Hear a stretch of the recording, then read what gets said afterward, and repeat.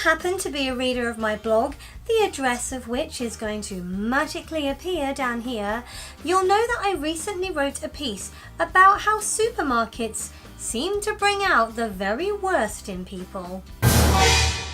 It turns out there's a name for that feeling of anger and frustration and maybe even panic that ensues when you enter a supermarket.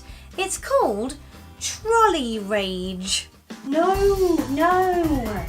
Trolley Rage, not rave.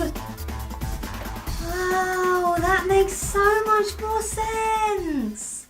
I like to tell myself that I don't have trolley rage personally, but the fact of the matter is, there's something about going to the supermarket that increases my blood pressure to dangerous levels. Not because I am the kind of person who pushes other people out of the way in order to bag the last of the bargains for myself. I would never push in.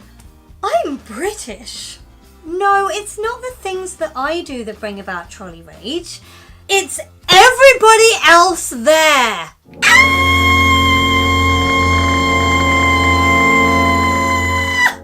You know the kinds of people I'm on about. I mean, the kind of people who park their trolley opposite the exact shelf that you need to get to, causing you to either have to try and reach over the trolley and just flail desperately at the shelf, or having to actually ask them to move, which sometimes causes people to look at you as though you have just sawn off their arm and fed it to yourself as a tasty snack. Or worse, if there's nobody around the inconveniently parked trolley, you have to move it out of the way yourself in order to get your shopping, and that results in the most dreadful consequence known to British people: the passive-aggressive tut.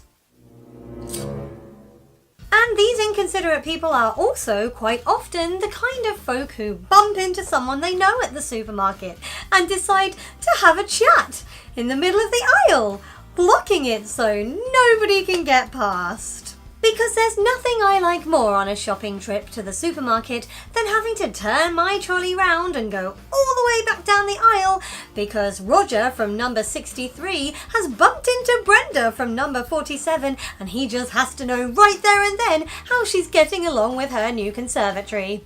Oh, it's lovely! It gets ever so hot in the summer, mind all that glass. But the one thing that triggers my trolley rage more than anything else happens at the end of the shopping trip when you are unpacking your shopping onto the conveyor belt at the checkouts and you realise that the person in front of you has failed to put down a divider after their shopping. Whew! That's an interesting decision you've made there. Do you need some kind of lesson as to how the unpacking and unloading process works? Let me explain to you why we use a divider.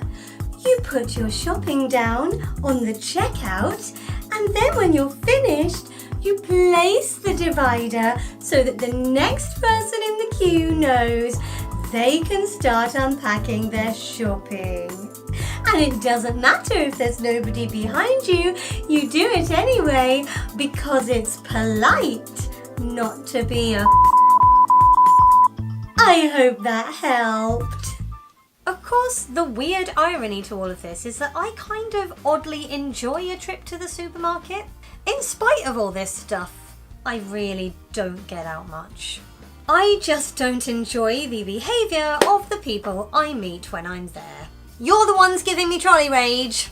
So do you get trolley rage? Is there something people do at the supermarket that drives you crazy? Let me know in the comments. Let's have a big chat about it, shall we?